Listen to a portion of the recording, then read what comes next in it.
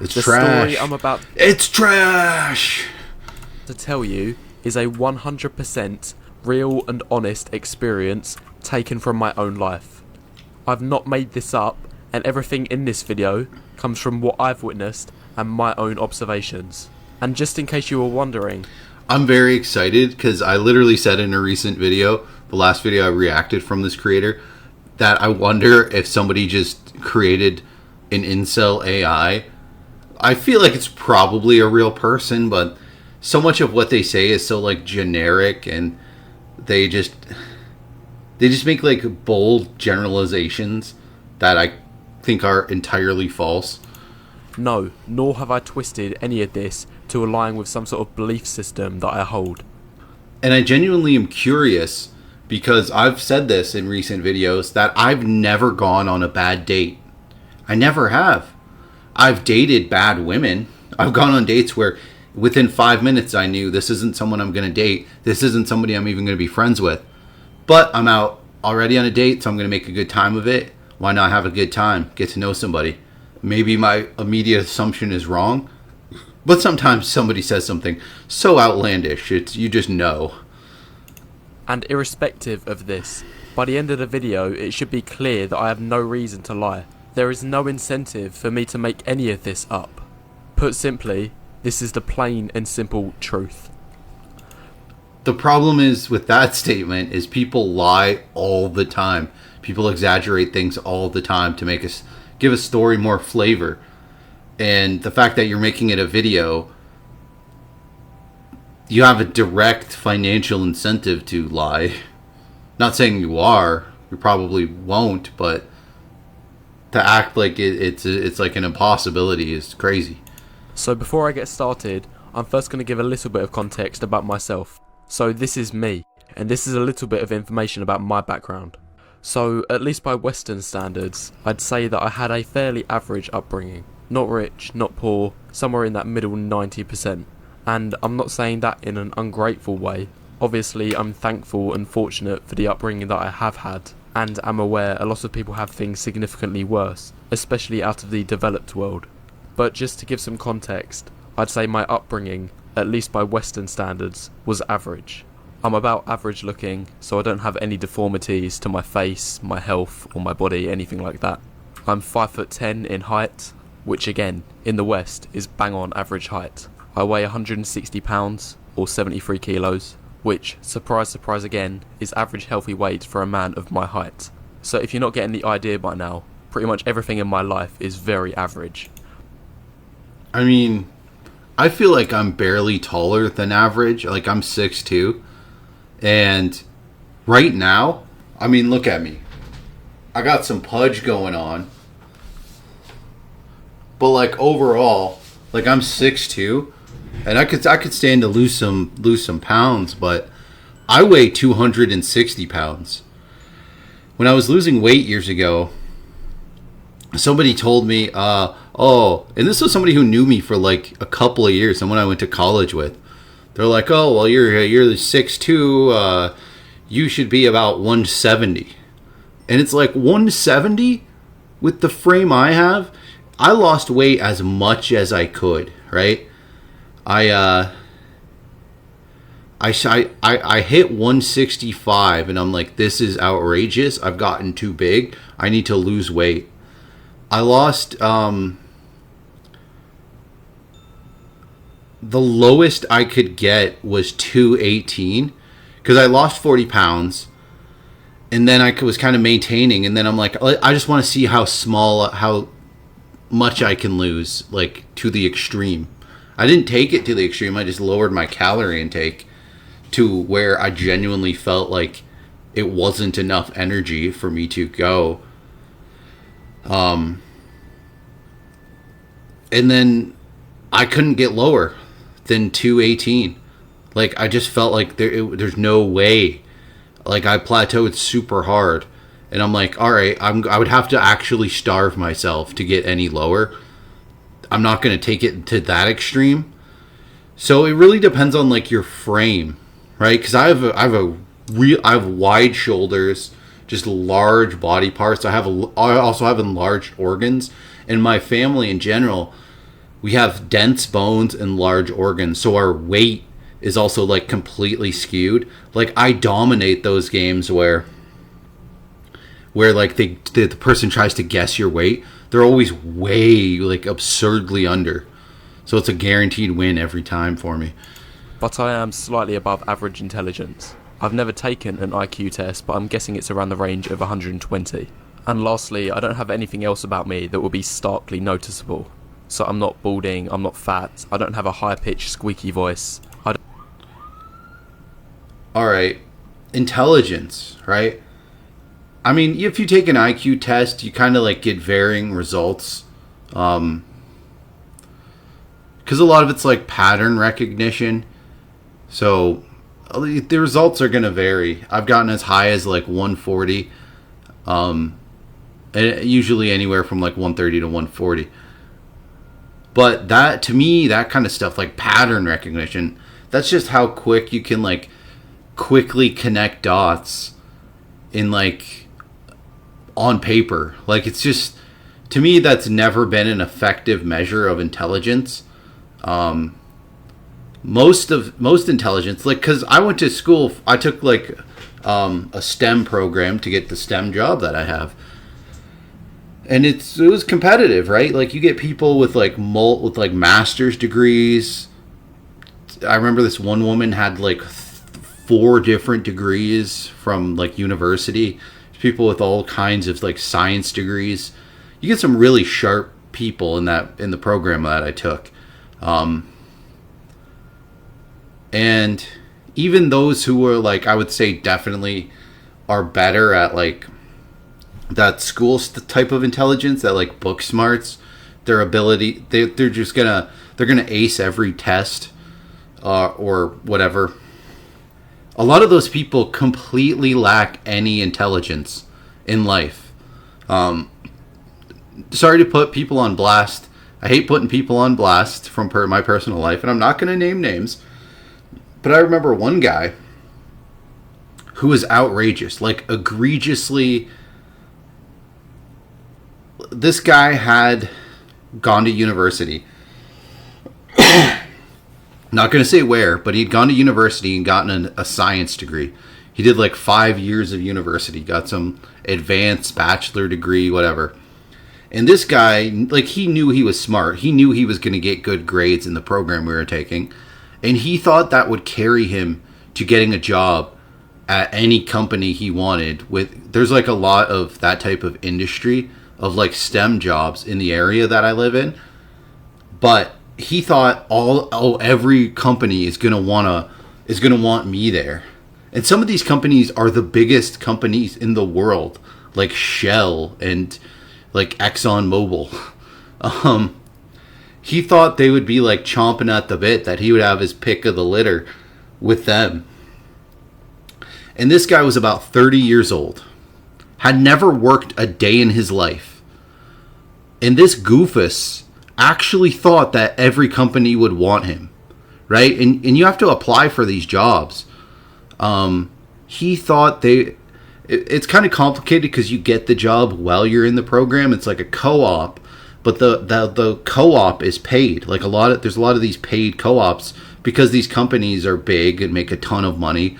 And even while you're on your co-op and you're a total rookie, you're still doing things that are making the company a whole bunch of money.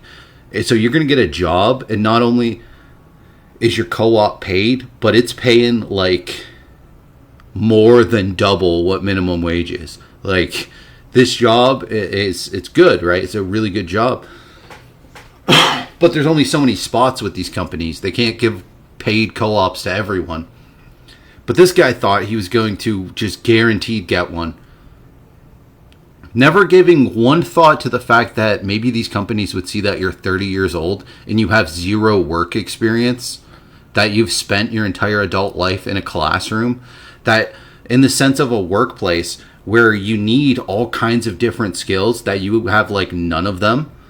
And the way he talked to other people, it's like he had this like snooty pretentiousness to him. And I remember I could tell that he thought I wasn't that bright. Right? Like he thought less of me, because I worked a fast food job after high school, And then I took this program. So I wasn't like fresh out of high school. But what I had from that job is I had multiple promotions. I had developed leadership skills, skills on how to train people, how to deal with conflict in the workplace, how to work with adults, right? How to navigate all these complicated situations.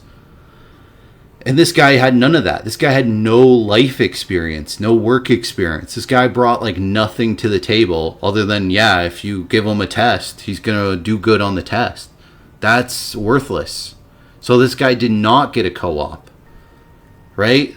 Like he got smoked. He thought he was like top shite in the program. Like he's going to get an offer for a paid co-op from like 10 different companies. No, he got 0.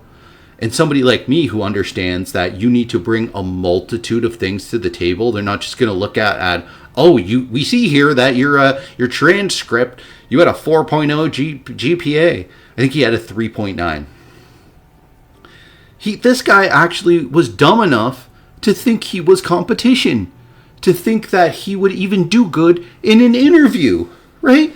And I remember this. He came out of the interview. And so we're interviewing for this company, the one that gave me a co-op, a paid co-op. I go in, he comes out. I could not have been happier. Oh my God. Because I'm like, they are going to compare me to this guy. This guy is probably the worst interview of the day because he's a moron, doesn't understand he brings nothing to the table. I'm going to look like a genius because I understand that whatever grade I got in freaking this class or this class has almost nothing to do with the job we're going to actually be doing. And that what I bring to the table, I know that whatever their interview questions, it's going to be about how you work, how you resolve conflict, how you function, what you're like as a person. I knew it would have nothing to do with like the kind of stuff that we're learning in our classes. Why would it? They already know that what the course material covers in the classes we've taken.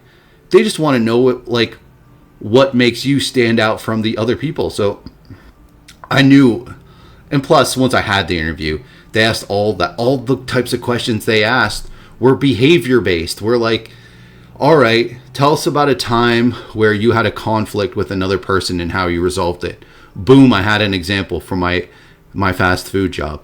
Such and such. Oh, well, this. How did you improve as a team? Boom, I have an example from my fast food job. Every question they had, I had a real life specific situation to pull from. I didn't even have to lie. I didn't even have to make things up. Like for one of them, I had to stop and think for 5 seconds. And then I'm like, you know what? I got it. And then I just described in detail exactly what happened and exactly what the outcome was of that. And literally every time, like it couldn't have gone better. And I was so much happier to see this brilliant guy, this really high IQ guy, this guy who gets a 4.0 GPA, way higher GPA than mine. I was so happy. I was like, yes, this is the greatest thing that could happen because I'm going to look brilliant compared to this guy.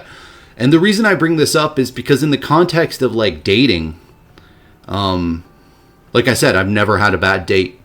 I've never had a date walk out on me.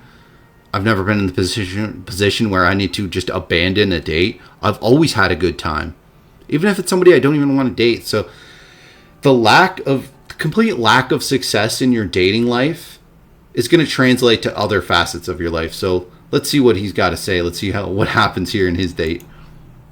I don't have high levels of social anxiety, any mental illnesses, and so on and so forth. So pretty much, to sum up myself, to sum up my background, I can sum it up in just these 4 words. And I know it's cliche to say, but I'm going to say it anyway. I'm pretty much just your average guy. And as stated earlier, I fall into that 90% of guys, the middle 90%, where the vast majority of the male population resides. So that's me.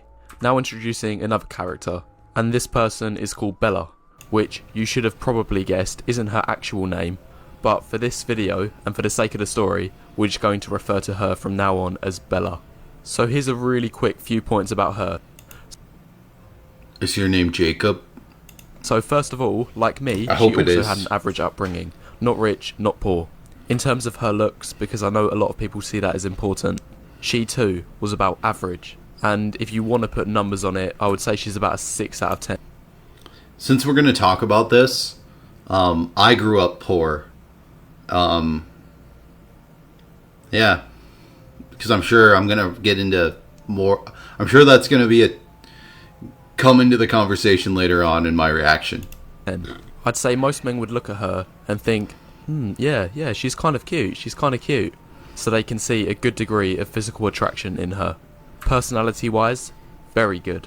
She had a very good personality, great to talk to, very interesting, had a lot of depth to her, and was comfortable with talking about meaningful and intelligent topics. And I'm going to bring up the cliche phrase again. With respect to her relationship with me, she'd be the girl that I would say, oh, we would just be great together. Wouldn't we make such a good couple? That's what I thought in my idealistic dream world, but of course, that's not what happened. So to cut it plain and simple, she friend-zoned me. Well, technically. And what I mean by this is that I never directly asked her out, or showed that I was attracted to her. However, she made it very clear from the beginning that it was only ever going to be friendship between us. And she made that clear by saying things like, I just don't see you that way. You know the kind of phrases, I see you as a brother to me. So I'd describe it very much as a friend zoning. So after this, I basically became her psychiatrist. Or soy. I'm glad you added or soy boy, because her psychiatrist? And you being friend zoned by her immediately. Just be her friend. Like, what's the harm in just being her friend? Boy, if you want to be brutally honest. So whenever she had a problem, I fixed it. I was always there for her. Like, don't become the soy boy. Don't become her psychiatrist. Don't simp. You can choose to not simp and just also friend zone her and just be her friend. Men, that's what I would advise you to do. Because guess what? She probably now, at this point in the story, has female friends, and maybe in the future she'll have even more female friends that she can set you up with. That she doesn't even need to set you up. Just through being her friend, it's likely you're going to meet her other friends and potentially become friends with them and date them. Play the numbers, guys. To help her with any issues she had, whether they be about her family, her work, her school, whatever. And you could probably guess, yes, whenever she had a problem with any other guys who she was interested in, then I would be the one to help her through that. I'd be the guy she'd come to discuss her boy problems. So that's her, and that's her relationship with me. As I say, very much a friend zone situation. But at the same time, I was still hopeful that all of this waiting around would be able to achieve something. And in the long run, maybe she would change her mind. But anyway, let's get on with the story. So the story starts with me and my friend in his car. And again, not his actual name, but we're just going to refer to him as Jason. So we were in his car, and this I was hoping he would have said Charlie, just to keep with the Twilight theme. Don't know how it would make any sense, but was sometime during the day, down a road similar to this. Now Bella, she wasn't with us, and she didn't know that we was going out. It would be funny. She didn't know who Jason was. Well, she knew who he was.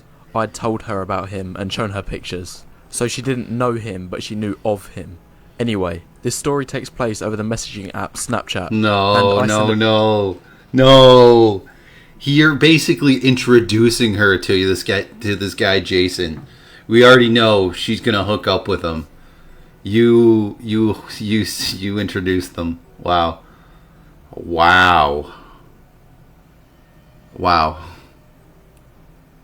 The picture message to Bella so she can see that I'm in the passenger seat of somebody else's car.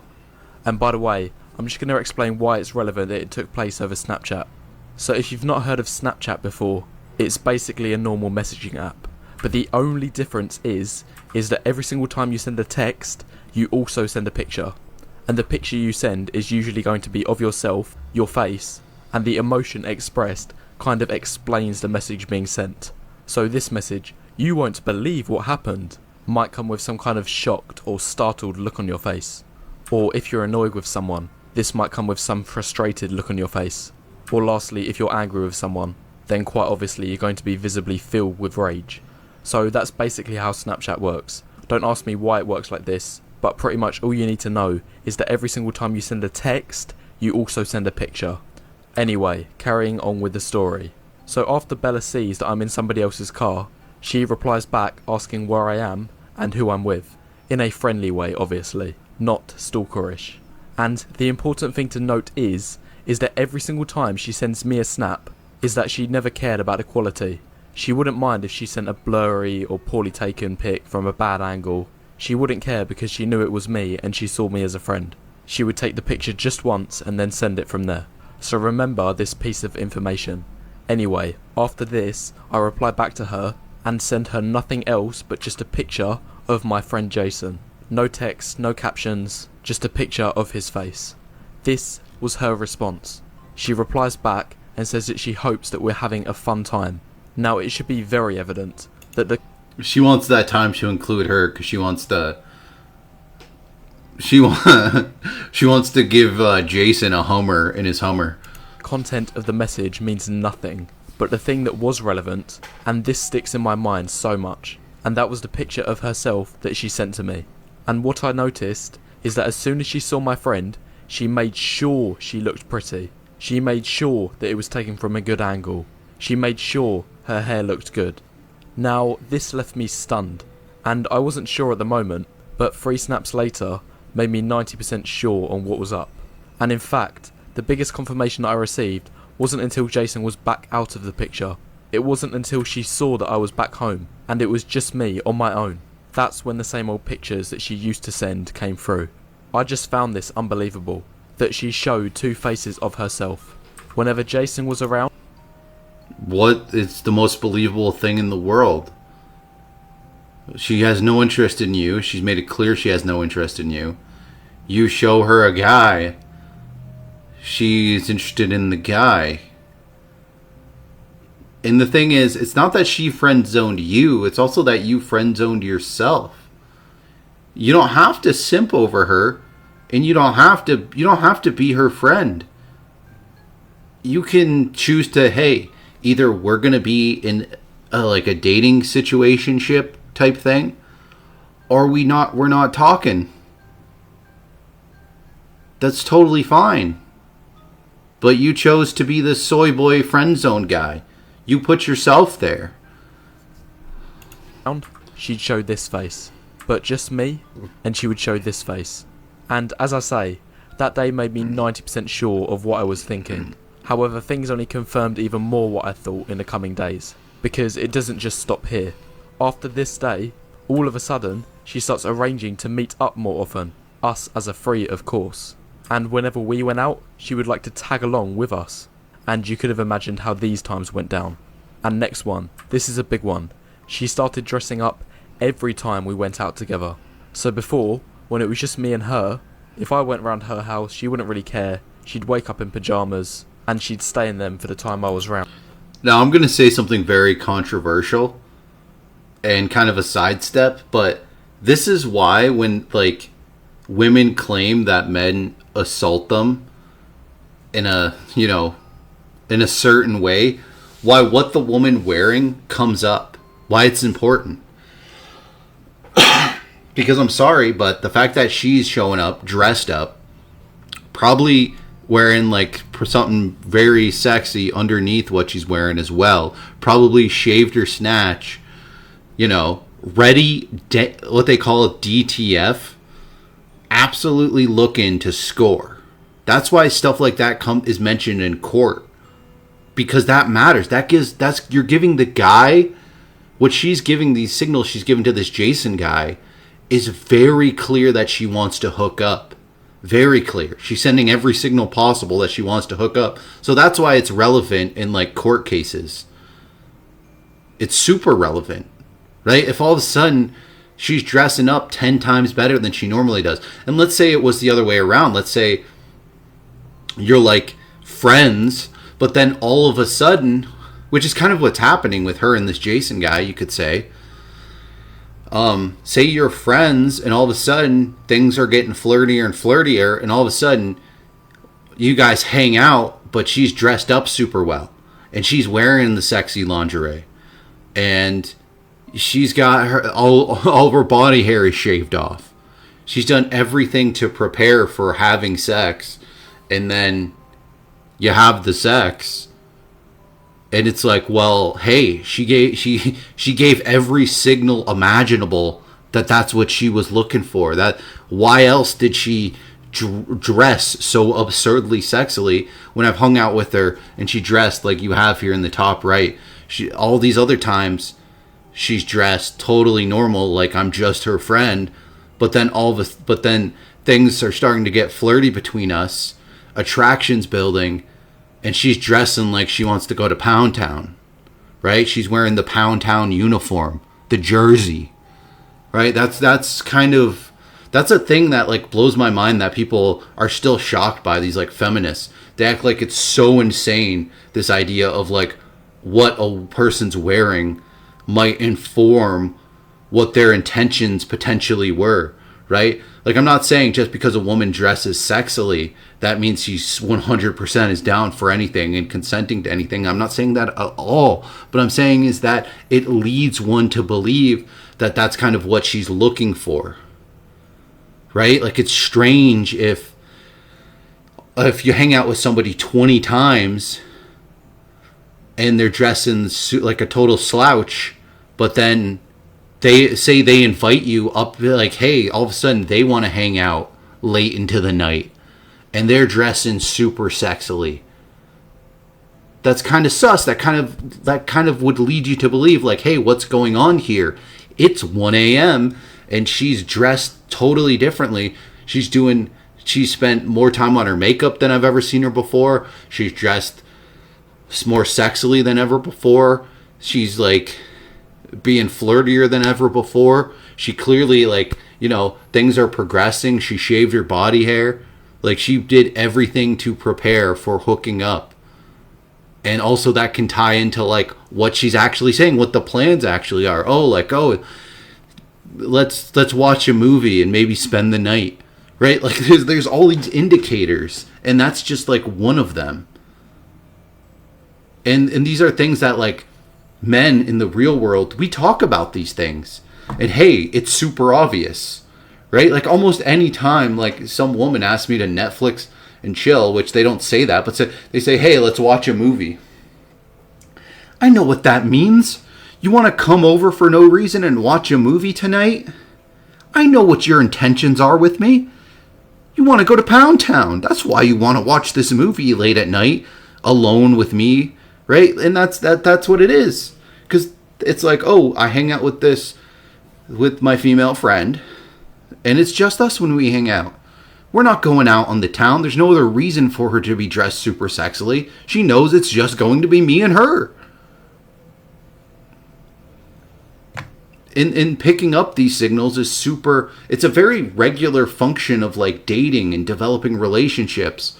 And I don't know, it's not productive that we pretend like it isn't. But as soon as he was in the picture, Jason, then Bella made sure that she was wearing her best dress. Furthermore, it still doesn't stop there. She also made sure she wore makeup when it was us three. So before, when it was just me, she didn't really care. She didn't put in effort. She didn't care if her hair was a mess. However, as soon as this guy turns up, then she starts worrying. Then she makes sure that her appearance looks the best. And the final nail in the coffin that confirmed everything that I was speculating was that just 3 weeks later, they made it known that they was officially going out. Oh, so that's no makeup. it. Oh, no. Now this is what I took from this experience. I'm going to break it down from both my side and Jason's side. So me, I was always there for her. I always listened and gave her emotional support and built a really strong connection. And this even showed in the things that she said. Have a listen to these. Some of them are brutal. Wheat, you know you're the only guy I feel comfortable crying in front of. Then there's... That is like... wow. That makes no sense. That's crazy. that you are balls deep in the friend zone with the. If you ever hear a statement like that, this woman has a zero attraction for you. In dating women, they cry, right? It's not often, but it does happen. Why would they feel like that's just pure cap? It's this one. She was a girl who was very much a part of the all men are jerks movement. And whenever she said this to me, I was always confused. And sometimes I'd blatantly respond and ask, so does that mean that I'm a jerk too? And she would always respond, oh no, you're one of the good ones. Then there was this time. Wheat, I know you're going to find a good girlfriend one day. And I know you're going to make her so happy. And lastly, this one's probably the most brutal. Wheat, you don't know how much I value our friendship. Alright, her saying that you're going to find a relationship and it's going to be great. No, she's lying. The thing is, she's not only lying to you, she's lying to herself. Right? She wants to believe. Like, she would probably even say, like, to her friends, oh, you're such a great guy. She would repeat that statement to other women. But to the guy she's screwing, to this Jason guy, she's going to tell the truth. The truth of who she really is. That, hey, that guy's a simpering loser. That guy is a friend-zoned cuck who no woman is ever really going to date. But in her reality, right, amongst other women, she's going to... Her and other women live in this fantasy world where women aren't attracted to like confident, strong men, and where they appreciate things that are only provided to them by simpering losers, by just the lowest of the low men. That even if they were to actually get treated like that from a strong man, they would hate it. They would be like, ew. They would instantly categorize that man. They would put him in this like friend zone. They'd be looking for a way out of that relationship. They would hate it because they don't want to be treated like some like goddess, some like princess. No, why would they want that? Why would they want it like such an imbalance? Somebody who's like worshiping at their feet. They don't want that. They want to be led. They want somebody who's confident and strong and interesting, and not somebody who's just going to bend to the will of... Because women, they understand that they themselves individually aren't that special, aren't that pretty. They don't bring that much to the table. They understand that about themselves, right? If anything, they're more self-critical about themselves than men are.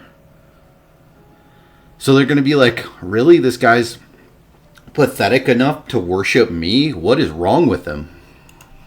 Now, hearing these things sucked, and it should be fairly obvious to see why that is. Now let's have a look at Jason's side.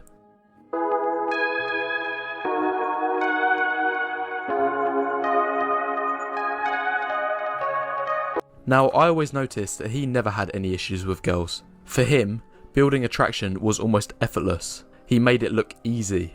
He's 6'2", has an attractive face and body. And pretty much to summarise everything that I've learnt from this, to summarise the whole story, is that this means everything and this means absolutely nothing. This taught me that 2 seconds of seeing someone's face beats 2 months of emotional support and blood, sweat and tears. And just in case I get a few angry people in the comments, no, I never felt entitled to her affection or that she owed me something in return for all of the emotional support and time. I mean, it kind of sounds like you did. Otherwise, why would you do any of this? Why would you... Like, maybe you never felt entitled, but you thought there was a chance. So there is a tiny bit of entitlement in that, I would say, but whatever. I don't agree with you, right? Like you said, this picture is not a picture of actually you. In this picture, Jason isn't actual Jason. Is actual Jason anywhere as attractive as this guy is? I feel like he's not. And yeah, like, he's 6'2", but is he really all that attractive? I'm 6'2", I'm not very attractive. Now, but people would probably assume, people in my comments in my videos, they act like, oh, it's just easy. It's just guaranteed. You're just guaranteed dating and relationships and hookups if you're 6'2". That's not the case. That's not the case at all. It's not easy. Like, what makes dating easy is actually caring what experience the women have, what actually women find attractive, which is mostly just like, it's confidence, but you don't have to be 6'2" to have confidence. And it's just fun energy, positivity, having something actually interesting about myself, having something to say.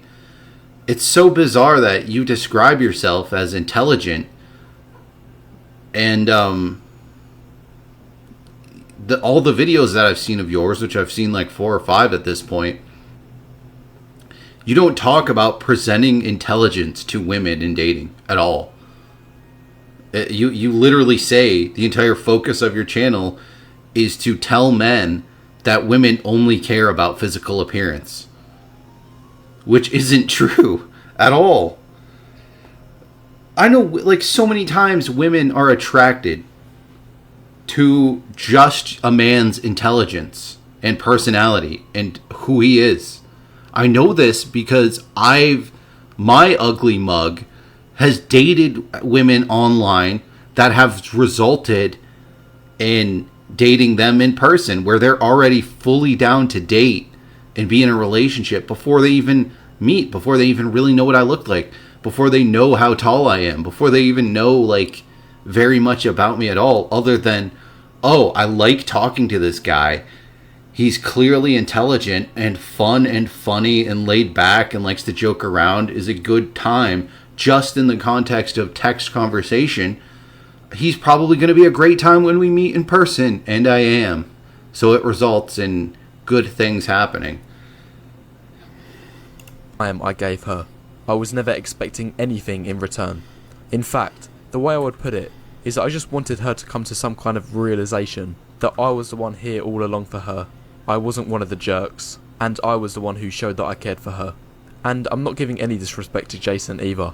I'm not saying that he was a jerk. I'm not saying that he didn't care or he didn't treat her right. He wasn't a jerk. He was my friend. But he did teach me that you can do all of these things, and it won't do anything in terms of building romantic attraction. Yeah, that's the thing, is because you say you care more than anyone, but you don't. It means more to you in a certain aspect of, you're wildly obsessed and simping more than other guys would, but that doesn't mean, that actually kind of means you care about her less, because you value what she is interested in, what she finds attractive, less. Like, you care about her less. You genuinely, sincerely do care about her less, because you're doing nothing in this story to make yourself attractive to her, to change her perception of you, other than just continue simping harder. Why would that change her perception? Why would that make her think more positively of you? It clearly won't. It never will. It never does for anybody. And you would know this if you actually like dove deep into those feelings. If you talk to men, talk to other men, they'll explain this to you. And not like men in these weirdo like red pill, black pill communities online. I'm talking actual men out there who are actually dating women, who have actually experienced successes as well as failures. Not these guys out there who have only experienced failures in their dating life. I'm going to spell it out for you guys. Looks is everything. Looks is everything when it comes to attraction. If you're a guy and you find that girls do not like you, it is because of your looks. And when I'm talking about your looks, I'm not talking about what colour shoes you're wearing or whether you swish your hair to the left or to the right. I'm talking about sub 5. Short, ugly face, bald, fat. Alright, it's kind of funny inches, that he divided it like this. Can guess what that means. Vulnerable or old. Ethnicity. These are the things that matter. This is the truth. As I said earlier, 2 seconds of looks beats 2 months worth of blood, sweat and tears. Blood, sweat and tears, but you've done nothing to attract her. You even describe yourself as being like average. Your looks are average. Alright, you could say because of this guy's height, he's slightly above average. Well, guess what? We know that what you're saying here is completely false. That women aren't that into looks at all. So you did nothing. You did nothing, though, to make her more attractive to you. Your blood, sweat, and tears is just you being an obsessive, simping weirdo. You actually did nothing in that time to give her a reason to be attracted to you or want to date you. Right? Like, you just providing her friendship, this, like, one-sided doormat type friendship, that brings no value to her. That shows you have less and less value the more you do it. So this vulnerability aspect that you mentioned, it shows you that you're more vulnerable. You're increasing your sub 5-ness, right? And the more that happens, the more she's going to start to assume that this inches part, that the I in the sub 5, she's going to start thinking that's probably like real short. You're probably on the sub 1 inch area. Because she's going to wonder why. Why is this guy simping so hard for me? Why is this guy not functioning like normal guys function in dating? Like what your friend Jason is doing in this scenario. Where, like, you know what I mean? Like, you literally did nothing to remove yourself from the friend zone. Don't allow yourself to exist there. Don't provide somebody psychiatrist service, as you put it.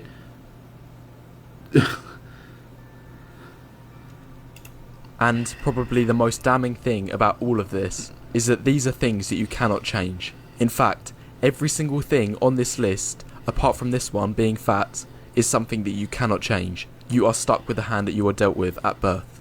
And if you're dealt a rubbish hand at birth, well, I don't even need to say what the consequences are. The consequence, what they should be, is you improve all the other aspects of yourself. Improve your personality, improve your vibe and your aura. Be somebody who has goals and accomplishes them. Don't use bullshit like this as just excuses as to why you need to put in no effort. And, oh, I got dealt a bad hand, so therefore I'm not just guaranteed a relationship. People who aren't sub 5s, they have to put in effort into relationships. Relationships are a ton of work. You'll never get to find that out because you'll never get past these weird hang-ups, these obsessions with other men, how you stack up to other men. Your entire focus is on other men when it should be on women and what they find attractive, and developing yourself into a good boyfriend, a good person to be around. Women find personality. How come, like, there's so many ugly dudes that are just funny, that get chicks? Like, I've said this before on my channel. I know 2 Riz Lords. I know several Riz Lords, but 2 in particular that I know in my personal life that I've been close with. Both are like, you don't say a specific height requirement, but both are not 6'2". They're shorter than 6'2". Both are skinny guys. Both are, one of them, you could say his face is like attractive. Better than average face. One of them, though, less than average face. But he overcomes that by being hilarious. By making everyone laugh all of the time. By being funny and fun. People are drawn to him because he has a wonderful personality. Right? A lot of comedy is being able to connect with people. And that will get you so much women. Like, this guy can riz like so many women. He's, by this standard of things that you present here. Sorry, all these things. He's literally all of them. Right? I mean, he's not bald and he's not fat.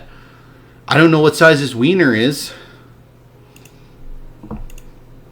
It doesn't even necessarily even matter. And saying he's old's a little... what you mean by old, it's complicated, right? It can mean different things to different people. But literally, he's an ethnic minority. Let's say he has a tiny wiener. I don't know. He's certainly got vulnerabilities. He's not fat and he's not bald. Below average face. And he's average height. But this guy gets tons of women. Like triple digit body count. The guy has never struggled. He was getting women when he was a teenager. When he had like I don't get it. I don't get how so often these people use these excuses and think it's some kind of justification for them never improving themselves. Improving the things that you genuinely can improve. What do you mean you can't improve that you're fat and you're bald? You can get hair plugs. You can wear hats. You can just cut off your hair instead of being this like balding, looking like an old man. A lot of guys who are balding, they just shave it all off. A lot of such guys look like 10 years younger than they actually are. If not more than 10 years younger than what they actually are. Right? Like you can just go full bald and it's a pretty cool look for a lot of guys. Some guys don't have the exact head shape. But there's hats. There's all kinds of stuff you can do. All kinds of stuff. And weight, you can change being fat. Just change your caloric input. And instantly, well not instantly, but over the course of less than a year, your entire body shape will completely change. With minimal effort, you don't even need to change what you're consuming. Just consume less of it. And you will not be fat anymore. It's not going to happen overnight. It'll take a couple months. But pounds will melt off of you. So you're just completely wrong about two of these. And your wiener length, it doesn't really matter. Because at that point, like I'm sorry, but at the point when you're whipping your wiener out and she's going to suck it, she ain't going to not suck it because it's super small. Maybe if it's impossible for her to get her mouth on. If it's that small, then maybe. But it's mostly irrelevant. It is mostly irrelevant. Women don't care. The thing is that the type of guy that this guy is, and his followers are the type of guys where they don't even begin to understand that why it doesn't matter. Why it doesn't matter, I'll explain it for you weirdos. Why it doesn't matter is because you have other tools at your disposal, right? Guess what you can do? You got lips. You got a tongue. You got fingers. Use them. Also, just use tools. Use now this is a nail trimmer, but you know, you can't hear it, but it's buzzing. It's rotating. I wouldn't suggest you use it as a as something else, but there are tools. There are things that vibrate that look a lot like this that do the job for you. Implement them. You should already be using your mouth and your fingers. Unless you have no hands, then you're kind of screwed, right? A man with no hands, you're going to struggle. But guess what? You can buy some rotating equipment that are going to get the job done. Better than your wiener ever could. Right? Like, I don't get it. I told the story in a recent video of a time of a girl that I was dating for years. We were literally just making out, and she came to a conclusion right there, just from making out. Just from foreplay. Just from, like, basic foreplay. Just things were leading to things going inside of things, and she just came to a conclusion. You know what I mean? So, like, the thing is that guys like this, because they don't date, they're complete failures. They've never hooked up with a woman. They don't even know. They don't even know how, like, sex functions. They don't know what foreplay is. They don't know what sex is. They've never encountered it. Or they think it's like it is in videos that they look up on the hub. Or they think it's like, you know, in a movie when a guy buys an interaction with the woman of the night. They don't know what actual like romance and dating is. How real hookups actually happen. This is the truth, guys. This is the truth. At the very start of the video, I said that this is the plain and simple truth. That I am not lying. I'll say that again. I am not lying. There is no reason for me to make this up. If I wanted money, then quite simple, I would just start some dating boot camps and sell them online at crazy high marked up prices. You know exactly what I'm talking about. We've all seen those adverts telling you if you buy this program. I mean, that what are you talking about? I believe you that you believe this gibberish, but that doesn't mean that it's correct at all. And you're still making videos that get a lot of fair bit of views because you're grifting. You are lying. You're pretending like this. You're telling these red pillars, these black pillars, exactly what they want to hear. On some level, I don't know how you can make so many videos about this topic and never actually reflect on the correct way to do any of this. Because there's content creators out there besides me who talk about the actual reality of dating and analyze it in detail. There's Denmo, there's Courtney Ryan, there's plenty of others. There's this guy who's like a psychiatrist, an actual psychiatrist. There's tons of people out there with actual useful information that relates to real life and real dating. How could you have never, like, you must have seen some of it. How have you never absorbed any of it? Like, I don't think that's possible. I think you're grifting. I think you're full of crap. I think you are lying because you're getting views. This video itself has like nearly half a million views. So you have a direct financial incentive to continue the grift, to continue to tell these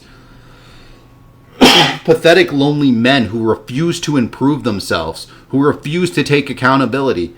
You have huge incentive to continue telling them exactly what they want to hear. That it's not their fault. That it's because they're a sub 5. They have this laundry list of excuses to fall back on. That there's nothing they can do. It's just hopeless for them. And let's just all circle wank and blame women. Then you will learn the secrets to women, to build attraction and lead things somewhere. If I wanted money, then I would do this. And in fact, if you look at the biggest media outlets, if you look at where the big money is, then you'll find that these teach the opposite of this, the opposite of the truth. Companies like Disney, they will teach you that the hideous but... Disney? Are you joking me? Are you joking me? What you're showing... It's funny that you're showing specifically, like, high quality Disney content. The heyday of Disney, when Disney was making the best content they've ever made, was in this time period where you had all these great animated films. They're not like, yeah, they're selling you on some love stories, but they're selling them to children. They're not giving it all that deep of thought, right? Disney's not this big corporate factory. Like, every decision of a film is made by a boardroom. Like, I assume they weren't like that in this time, right? They're definitely that now. Definitely, like, current Disney product. Absolutely. That would make sense. But it's also a ridiculous comparison. You're talking about these, like, films, these animated films. It's wildly different than individuals spouting talking points on their own personal content, their own personal channel. These things are basically entirely not comparable. And the thing is, people like me, people like Denmo and Courtney Ryan. Now, I'm not sure if Denmo has his own, like, sort of anything that he's selling, but guess what? I've had people in my comments ask, like, hey, where can I purchase a course from you? And people like me are, like, clearly more so telling the truth than the reality. And guess what? I could make a course. I could sell out and make a course and sell it to people. And the thing is, it would actually help people, unlike all these other courses. And why would that wouldn't make anyone more right or less right? It, like, some people, all right, someone like Andrew Tate, or these, like, Fresh and Fit, whatever they're selling clearly is just total BS, a giant waste of money, an absolute grift. But so what? I don't care. I don't care that they do that. Andrew Tate, it's funny because he's specifically so absurd. Because he tells men, you need to be waking up at 5 a.m. and hitting the gym, and you need to make $10 million. Or, like, why, how else are you going to date a 21-year-old Instagram model? But that Instagram model needs to want to settle right down right this minute and be a total trad wife and cook and clean and be totally subservient to you. Which makes no sense, but this is the ideology you need to have, because it's something you'll never get, so you'll have to keep giving me money. Kind-hearted. Like, the Andrew Tate grift is particularly hilarious because it's so unbelievably stupid. But besides that, like, I don't know. People can sell whatever class they want. Maybe I should. I don't know. I've thought about it. But I've thought about it not in the form of a class, because I think that's way too not personal enough. But anyone out there watching this, if you want genuine, good, specialized advice, reach out to me. And I want to make a social media so people have a more easy way to reach out to me. And I'm not super sure of all the functions of YouTube. I know there's a community tab. You can comment on there or comment on any of my videos. If you'd be interested in purchasing very specialized advice where it's just me and just you talking, and I'm giving you advice directly and hearing your exact stories, and I don't even care, like, I'm not looking to make YouTube videos out of it necessarily. I want to help people, and if I can help them directly, that's great. I don't ever see myself doing any kind of, like, class, because I don't think it makes any sense, because you already have videos. The video format itself of YouTube, you can get my perspective directly, right? On general topics, on stories that other people have, and maybe it covers something that you can relate to your experiences in your life. But if you need that, like, specific targeted to you, then it kind of makes sense to offer that one-on-one coaching, I guess you could call it. Monster. He's the one that will win the girl's heart. Meanwhile, the arrogant, good-looking prince, he will not get the girl. This is what the mainstream media has been teaching our youth for the last 100 years. Dreams sell. The truth doesn't. And the last point I'm going to make before I finish the video is that I wish this wasn't the truth. I wish it was about kindness, being a gentleman, showing you care, being there for one another. The thing is that this is also... it's also, like, harming women, because oftentimes who these characters are these total, like, subservient, unintelligent women who don't have to do a darn thing in their life. Like, this holds down women more than it holds down men. I see what you're saying. It gives women this, like, it sells men, I guess. I don't know. Like, why would this be formative at all? Like, why would you care about the love story element at all, even as, like, a little boy or whatever? I can't imagine it. But even if it did give you this, like, false idea that you just need to be a good person, even if you're a beast, you can get the woman. It basically tells women that, all right, you're a princess, but realistically, you're this, like, do-nothing woman who is mostly useless, and these men are going to be throwing themselves at you, even though you're kind of, like, super average, super mid, which is kind of true, but it's mostly going to be, like, weirdo, greasy old guys like this. I don't know the character's name. I don't. I wish it was about this. This is how you know that I'm not lying, because I wish it was this way, but this is a complete fantasy. If you want the truth, then here it is. Sub 5. Looks. This is what matters. But if you want to live in your dream world, then go back to watching Disney movies. And don't be surprised when none of it works in the real world. Anyway guys, that's the video. I hope you enjoyed it. And feel free to share this video to other platforms, as this is the only way that this message, the truth, is going to get around. That's not the truth, though. It's your bizarro version of the truth. It's not actual truth. Now, it is what you believe to be the truth. But again, I can't help but wonder what your dating history actually is. Because so far, this is the only story I've ever seen from your channel. I've only watched 5 videos. But the only thing I've ever seen where you tell an actual personal story, and in that story, you are a soy boy simp who put yourself in the friend zone and then got butthurt that the guy you kind of introduced to this girl, she was interested in the guy. And you don't even really conclude the story. Did they meet up? Did they date? Did they bang? What happened? It seems like the entire function of this story is to just come to this conclusion that men are just doomed if they're ugly. Okay, like I don't know why you're pushing this message so hard, if not to grift and if not to benefit financially. Like, what is your point? I don't get it. It's so like not productive. It just holds men back. Ugh, I hate it.